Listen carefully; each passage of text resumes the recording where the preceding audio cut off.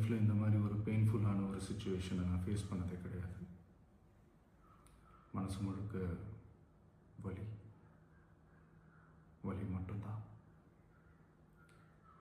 இந்த சுற்றுப்பயணத்தில் என்னென்ன மக்கள் பார்க்க வராங்க, அதுக்கு ஒரே ஒரு காரணம் தான், அவங்க என் மேலே வச்சிருக்கிற அன்பும் பாசம்.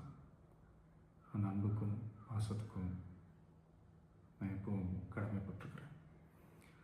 அதனால தான் இந்த சுற்றுப்பயணத்தில் மற்ற எல்லா விஷயங்களையும் தாண்டி மக்களுடைய சேஃப்டி, அதில் எந்த காம்ப்ரமைஸும் பண்ணிடக்கூடாதுன்றதுக்காக தான் அது என் மனசில் ரொம்ப ஆழமாக இருக்கும் அந்த எண்ணம். அதனால தான் இந்த அரசியல் காரணங்கள் எல்லாத்தையும் தவிர்த்துட்டு ஒதுக்கி வச்சுட்டு மக்களுடைய சேஃப்டி மட்டும் மைண்டில் வச்சுக்கிட்டு அதுக்கான இடங்களை சூஸ் பண்ணுறது, அதுக்கான இடங்களை பார்த்து பெர்மிஷன் கேட்குறது, போலீஸ் டிபார்ட்மெண்ட்டில் அதை ரிக்வெஸ்ட் பண்ணி கேட்போம். ஆனால் நடக்கக்கூடாதது நடந்துருச்சு.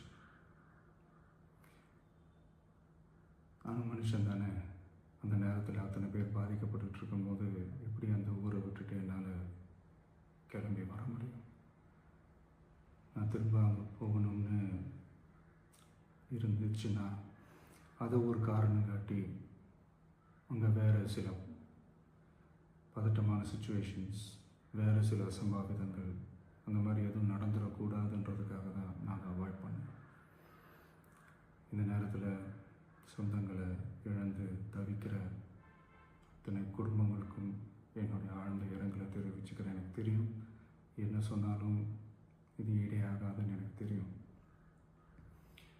ஹாஸ்பிட்டலில் ட்ரீட் பண்ணிகிட்ருக்கிற எல்லாருமே சீக்கிரமாக க்யூர் ஆகி வரணுன்றதை இந்த நேரத்தில் நான் வேண்டிக்கிறேன். கூடிய சீக்கிரமே உங்கள் எல்லாரையும் நான் சந்திக்கிறேன். இந்த நேரத்தில் எங்களுடைய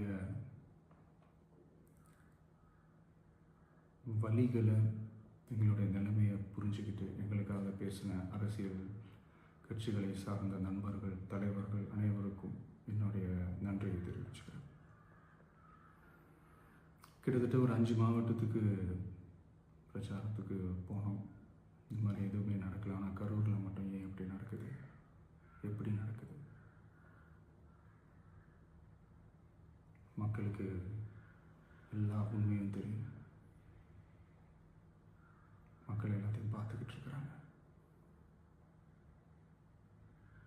கரூரை சேர்ந்த அந்த மக்கள் அந்த உண்மையெல்லாம் வெளியில் சொல்லும்போது எனக்கு கடவுளே நேரில் வந்து இறங்கி அந்த உண்மைகள்லாம் சொல்கிற மாதிரி எனக்கு தோணுச்சு. சீக்கிரமே எல்லா உண்மைகளும் வெளியில் வரும்.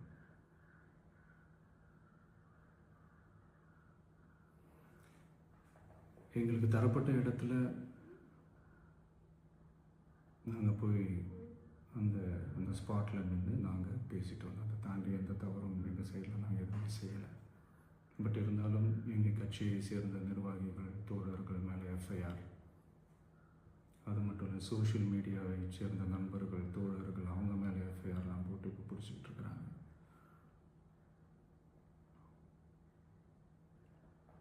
சிஎம் சார், உங்களுக்கு ஏதாவது இந்த பழி வாங்கணும் அப்படின்ற எண்ணம் ஏதாவது இருந்துச்சுன்னா என்ன வேணாலும் பண்ணுங்க. அவங்க மேலே கை வைக்காதீங்க. நான் ஒன்று வீட்டில் இருப்பேன், இல்லை நான் ஆஃபீஸில் இருப்பேன். என்ன வேணாலும் செய்யுங்க.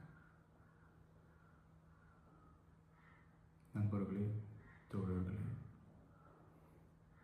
நம்மளோட அரசியல் பயணம் இன்னும் ஸ்ட்ராங்காக, இன்னும் தைரியத்தோடு